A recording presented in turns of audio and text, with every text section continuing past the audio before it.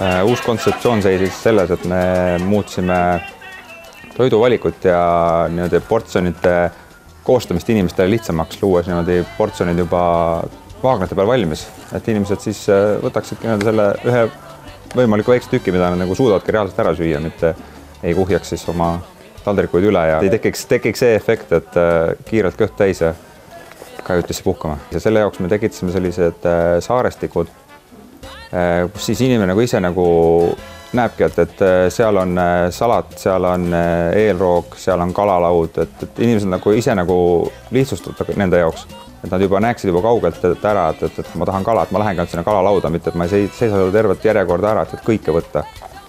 Ja selle jaoks, et inimene nagu saaks kõige parema ülevaate või maitseelamuse, selle jaoks on ka lettide peal pandud nagu toidu võimalikus paremas kokkusobivuse järjekorras.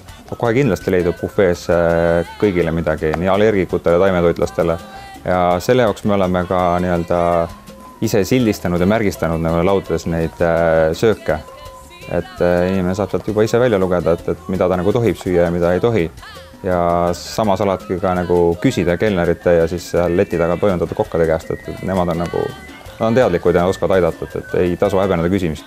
Suvel kindlasti soovitaks inimestel proovida meie uut sisse toodud street corner nurka.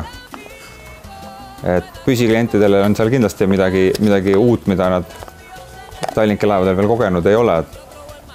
Ja uutele klientidele ma arvan, et on avastamist nagu palju, et toiduvalik on nagu suur ja suvele kindlasti on omased grillvorstikesi, liha, palju värskeid salateid, palju värskust.